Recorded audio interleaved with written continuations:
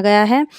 इस यहाँ श्रुति में धर्म और अधर्म की उत्पत्ति के विवेक का बोध कराने के लिए प्राणों की विशुद्धि के विज्ञान का विधान किया गया है और उसी का वर्णन आगे करते हैं। ये देवता और असुर दोनों प्रजापति के पुत्र हैं, इसलिए प्रजापत्य पुरुष ही उक्त है, महान प्रजापति है। इसमें उद्गित का रहस्य बताया गया है। देव असुर का जो संग्राम है, इंद्रिय रूपी जो हैं वृत्तियों को हराने के लिए उद्गित की उपासना का वर्णन किया गया है। सर्वप्रथम देवों ने नाग से प्राण की उपासना की, असुरों ने प्राण को भी भ्रष्ट कर दिया। स्वभाव से ही तमोमय असुरों ने अधर्म और आसक्ति रूप अपने पाप से उसका नाश कर दिया, उससे संयुक्त कर दिया। जो नाक में स्थित प्राण है उसमें पुण्य गंध को ग्रहण करने के अभिमान और आसक्ति के दोष आ जाने से विवेक और विज्ञान का अभाव हो जाता है, क्योंकि नाक से सुगंध और दुर्गंध दोनों ही सूंघी जाती है, इस कारण वह भ्रष्ट हो गया। देवताओं ने वाणी के रूप में उद्गित की उपासना की, किंतु असुरों ने उसे पाप से बीत दिया। लोग उसके द्वारा सत्य और मिथ्या दोनों बोलते हैं, इसलिए वह भी सफल न हो सकी। फिर चक्षु के रूप में उद्गित की उपासना की देवों ने, असुरों ने उसे भी पाप से भर दिया। देखने योग्य और न देखने योग्य दोनों प्रकार के पदार्थों को मनुष्य ने देखा, चक्षु इंद्रिय ने देखा। फिर उन्होंने स्रोत के रूप में उद्गित की उपासना की, असुरों ने उसे भी पाप से बेध दिया। सुनने योग्य और न सुनने योग्य दोनों प्रकार की बातें सुनता है। कानों से हम सुनने योग्य और न सुनने योग्य दोनों तरह की बातें सुनते हैं, अतः वह भी पाप की भागी हो जाती हैं। फिर उन्होंने मन के रूप में उद्गित की उपासना की, असुरों ने उसे भी पाप से भर दिया। उसके द्वारा लोग संकल्प करने योग्य और संकल्प न करने योग्य दोनों ही संकल्प करते हैं। मनुष्य ईर्ष्या क्रोध सब करता है, प्रेम भी करता है।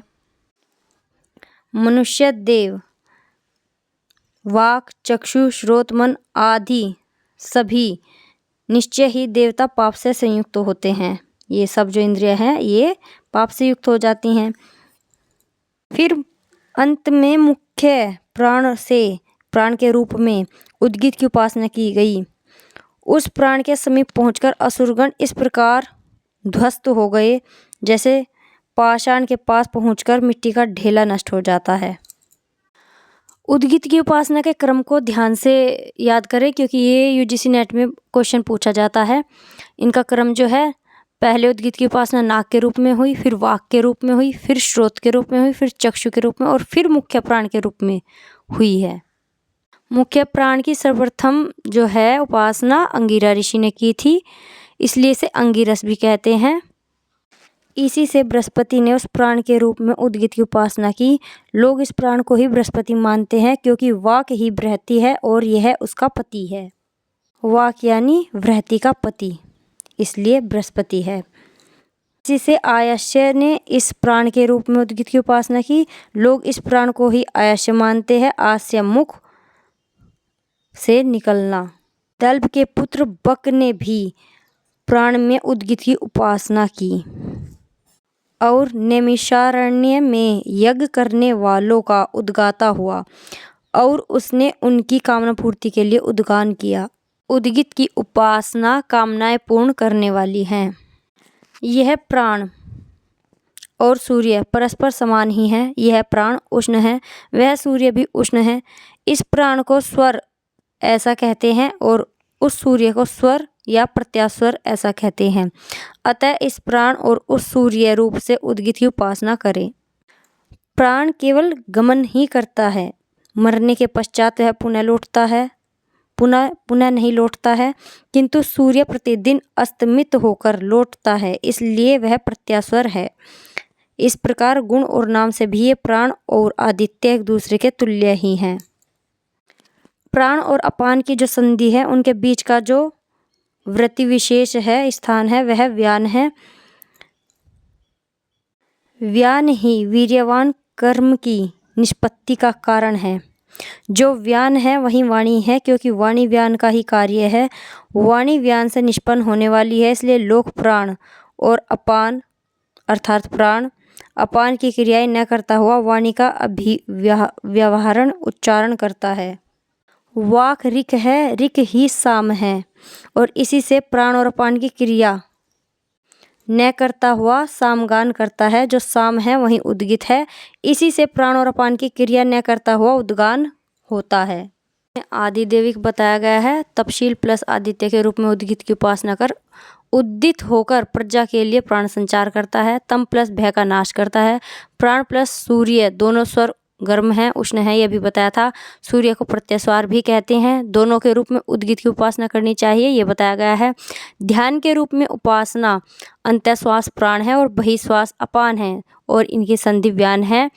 ध्यान ही वाणी है, प्राण प्लस अपान व्यान है, ये बताया गया है। उत को प्राण माना है, गी को वाणी माना है और थी को अन्न माना है और ओम उद्दित है।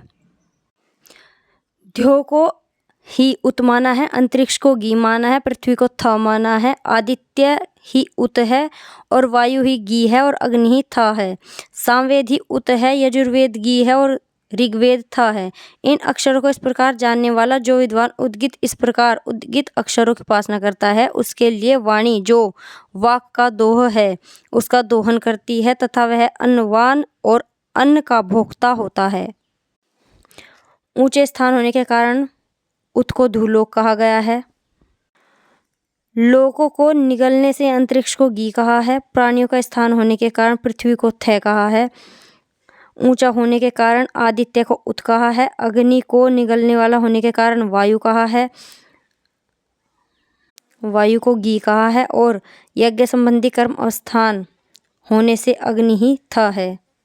स्वर्ग में स्तुत होने के कारण सामवेद उत है।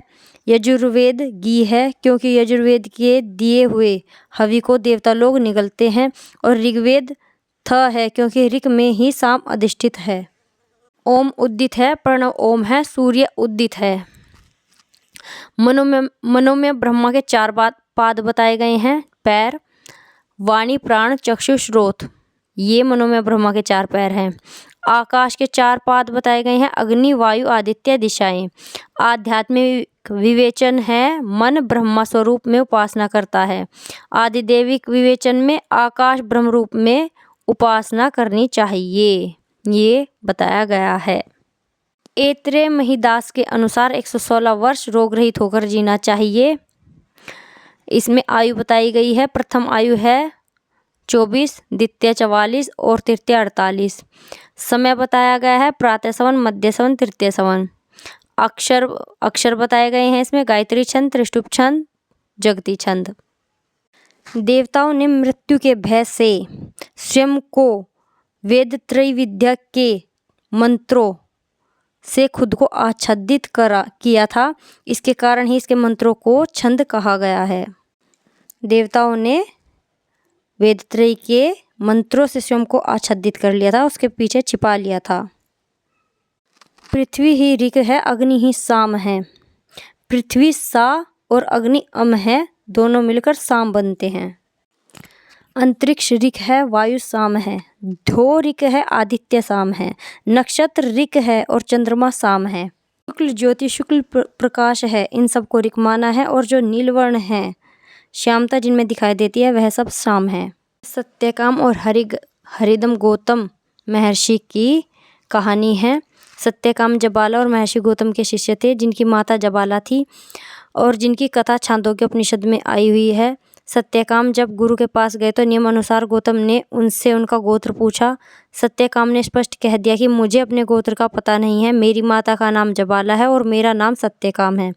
मेरे पिता युवावस्था में ही मर गए थे और घर में नित्य अतिथियों के आधिक्य से माता को बहुत काम करना पड़ता था, जिससे उन्हें इतना भी समय नहीं मिलता था कि वे पिताजी से उनका गोत्र पूछ सकती। गौतम ने शिष्य की इस सीधी सच्ची बात पर विश्वास करके सत्यकाम को ब्राह्मण पुत्र मान लिया और उसे ज्ञान की प्राप्ति हो गई। जबाला के पुत्र सत्यकाम ने अपनी माता जबाला को संबोधित करते हुए निवेदन किया, हे पूज्य, मैं ब्रह्मचार्य पूर्वक गुरुकुल में निवास करना चाहता हूँ। अपनी माता से पूछता है कि मेरा गोत्र क्या है। फिर माता ने कहा कि मैं विवाह करके पति के घर आए हुए बहुत से अतिथियों की सेवा में लगी हुई थी। मेरे पास इतना समय नहीं था कि मैं ये जान सकती कि तेरे पिता का गोत्र क्या है। युवावस्था में जब मैंने तुझे प्राप्त किया, इसलिए यह नहीं जानती कि तू किस गोत्र वाला है। मैं तो जबाला नाम वाली हूँ और तू सत्यकाम वाला है, तो अपने को सत्यकाम जबाला बतला देना। फिर गौतम ऋषि के पास जाकर सत्यकाम कहते हैं कि मैं ब्रह्मचार्य पूर्वक आपके पास वास करना चाहता हूँ और आपके सानिध्य में आया हूँ, आपका शिष्य बनना चाहता हूँ। तब हरित गौतम उससे पूछते हैं कि तुम्हारा गोत्र क्या है। तब हरि गौतम उसे अपनी माता की बात बताते हैं, कहानी सुनाते हैं और फिर कहते हैं कि मेरा नाम सत्यकाम ही है। तब गौतम कहते हैं कि तुम समिधा ले आओ, मैं तेरा उपनयन कर दूंगा। तूने सत्य का त्याग नहीं किया। तब उसका उपनयन कर 400 कृष और दुर्बल गायें अलग निकालकर उसे कहा, तू इन गौओं के पीछे जा। उन्हें ले जाते समय उसने कहा, इनकी 1 सहस्त्र गायें हुए बिना मैं नहीं लौटूंगा। जब तक कि वे सहस्त्र मतलब 1000 गायें नहीं हुई, तब तक वर्षों में तक वह वन में ही रहा। वर्षों तक, बहुत काल पर्यंत, जब तक सम्यक प्रकार से रक्षा की हुई वे गायें 1000 हुई, वह वहीं रहा। श्रद्धा और तप से सिद्ध हुए उस सत्यकाम दिक् संबंधिनी वायु देवता संतुष्ट होकर ऋषभ सांड में प्रवेश हुए और उस पर अपनी कृपा कर ऋषभ प्रभाव को प्राप्त हुई। तब उस सांड ने सत्यकाम को कहा, हे सौम्य, हम 1000 हो गए हैं, अब तुम आचार्य कुल में हमें ले जाओ। में ब्रह्मा के 4 पाद बताए गए हैं। पहले पाद में वृषभ ने बताया है, वृषभ यानी सांड। चारों दिशाएं पूर्व, पश्चिम, उत्तर, दक्षिण, उत्तर, ये ब्रह्मा की प्रकाशवान नामक 4 कलाओं वाले पाद हैं। पाद अग्नि ने बताया। ब्रह्मा के आगे वाले तीनों पाद भी 4 कलाओं वाले ही हैं। फिर उस सांड ने कहा कि अग्नि तुझे दूसरा पाद बतलाएगा। ऐसा कहकर वह चुप हो गया। दूसरे दिन सत्यकाम ने अपने कर्म करने के बाद गौओं को गुरुकुल की ओर लेकर चला। तब उनमें से रात को एकत्रित होकर अग्नि स्थापित कर गौओं को रोककर वह बैठ गया। सांड के वचनों को याद कर रहा था। अग्नि के पश्चिम और पूर्व अभिमुख होकर बैठ गया। उससे अग्नि ने सत्यकाम को कहा कि मैं तुझे ब्रह्मा का पाद बतलाता हूँ।